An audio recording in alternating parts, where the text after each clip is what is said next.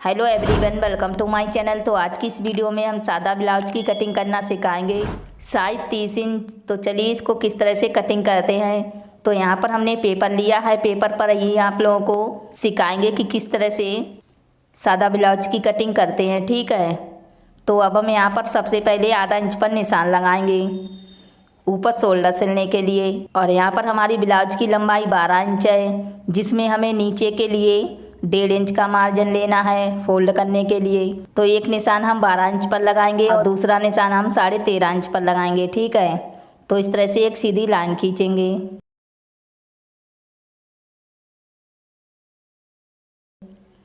फिर हमें यहाँ पर एक निशान लगाना है हुक और आई की पट्टी के लिए।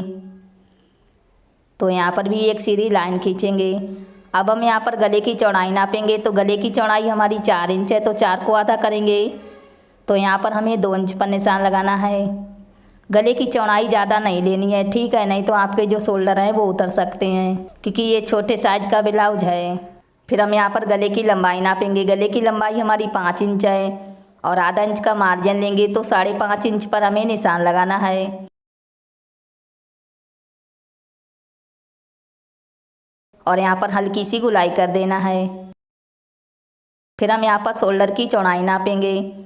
शोल्डर की चौड़ाई हमारी 2 इंच है और आधा इंच का मार्जिन लेंगे। तो यहाँ पर हमें 2.5 इंच पर निशान लगाना है। फिर हम यहाँ पर आर्म होल की लंबाई नापेंगे। तो आर्म होल की लंबाई हम यहाँ पर रखेंगे 5 इंच। तो 5 इंच पर हमें निशान लगाना है।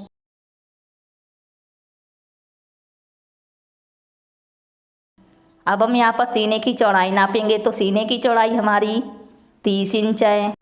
तो इस तरह से हम 30 इंच को आधा करेंगे। तो यहाँ पर आएगा 15 इंच और 15 इंच को आधा करेंगे इस तरह से।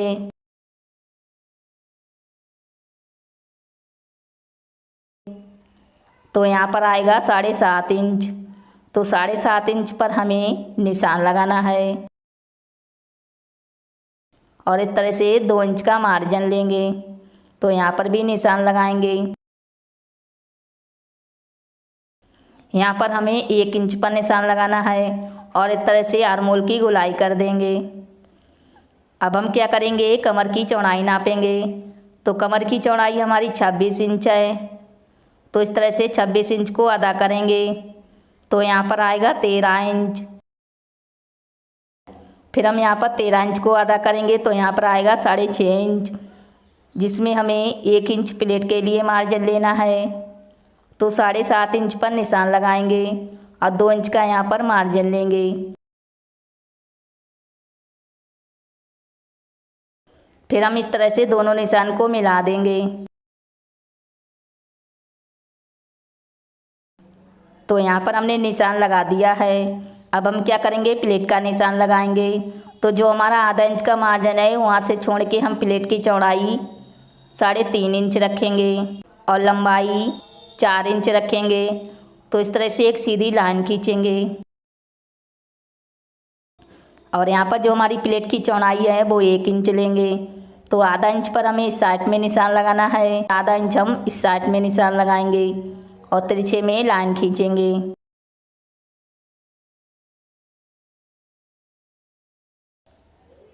तो अब हम क्या करेंगे, दूसरा प्लेट का निशान लगाएंगे।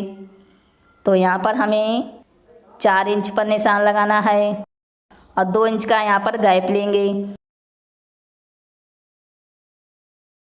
और इस तरह से तिरछे में लाइन खींचेंगे। ये दूसरी वाली प्लेट हमारी आधा इंच चौड़ी रहेगी, ठीक है।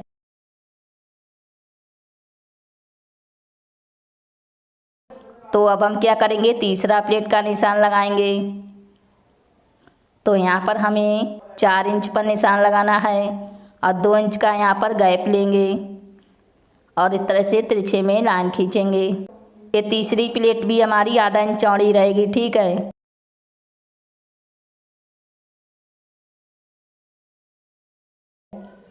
तो अब हम क्या करेंगे, चौथा प्लेट का निशान लगाएंगे।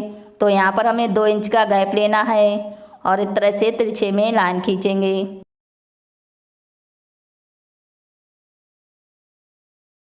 चौथी प्लेट भी हमारी आधा इंच चौड़ी रहेगी, ठीक है। तो यहाँ पर हमने निशान लगा दिया है। अब हम क्या करेंगे, कटिंग कर लेते हैं।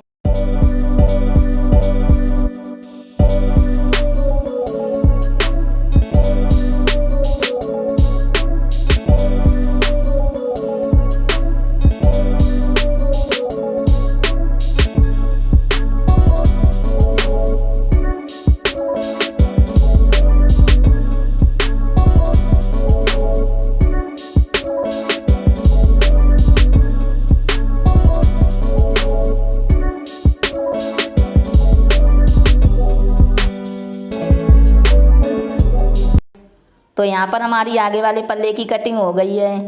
अब हम यहाँ पर पीछे वाले पल्ले की कटिंग करेंगे। तो पेपर को हमें इस तरह से रखना है। फिर हम यहाँ पर आगे वाले पल्ले को लेंगे और इसके ऊपर अच्छे से रखेंगे। जो हमारा आधा इंच का मार्जिन है उसको हमें बाहर की तरफ रखना है, ठीक है। तो गले की चौड़ाई हम सेम रखेंगे 2 इंच और इस तरह से 1.5 इंच पर आर्मोल की गोलाई कर देंगे।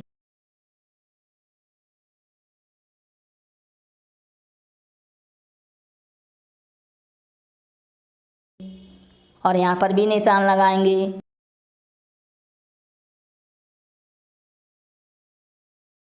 देखिए यहाँ पर हमने 1.5 इंच पर आर्मोल की गोलाई रखी है। अब हम यहाँ पर गले की लंबाई नापेंगे। तो यहाँ पर हम गले की लंबाई रखेंगे 8.5 इंच। तो इस तरह से एक सीधी लाइन खींचेंगे। गले की लंबाई आप अपने हिसाब से ले सकती हैं, कम ज़्यादा, ठीक है। और दोस्तों प्लीज़ इस वीडियो को लाइक भी कर देना, क्योंकि आप लोग लाइक करना भूल जाते हो। तो दोस्तों प्लीज़ इस वीडियो को ज़रूर लाइक कर देना। अब हम यहाँ पर साइड में आधा इंच पीछे वाले पल्ले को छोटा रखेंगे और नीचे से भी हमें आधा इंच पीछे वाले पल्ले को छोटा रखना है, ठीक है। तो यहाँ पर निशान लगाएंगे। तो अब हम क्या करेंगे, प्लेट का निशान लगाएंगे। तो चौड़ाई में हमें 5 इंच पर निशान लगाना है और लंबाई में 3.5 इंच पर निशान लगाएंगे। तो इस तरह से एक सीधी लाइन खींचेंगे।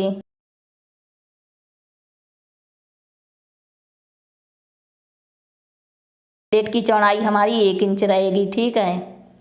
तो अब हम यहाँ पर कटिंग कर लेते हैं।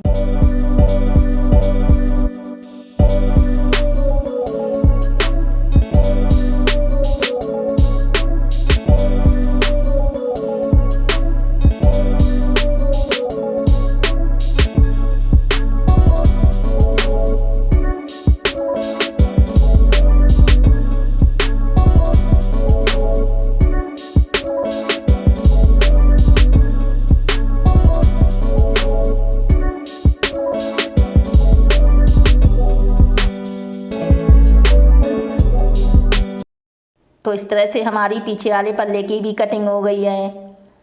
तो अब हम क्या करेंगे, बाजू की कटिंग करेंगे। तो यहाँ पर हमने पेपर को लिया है, तो इसको हमें इस तरह से फोल्ड कर लेना है। फिर हम यहाँ पर 1.5 इंच पर निशान लगाएंगे नीचे फोल्ड करने के लिए। और लंबाई हमारी 4 इंच है, जिसमें आधा इंच का मार्जिन लेंगे। तो 4.5 इंच पर निशान लगाएंगे और इस तरह से एक सीधी लाइन खींचेंगे।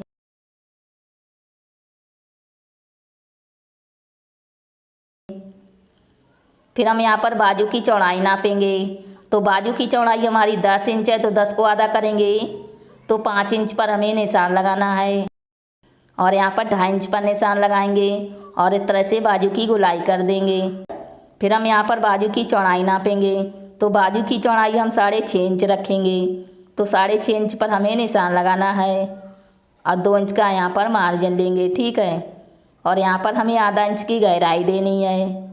तो यहाँ पर भी निशान लगा लेते हैं। तो देखिए इस तरह से हमने निशान लगा दिया है। अब हम यहाँ पर कटिंग करेंगे।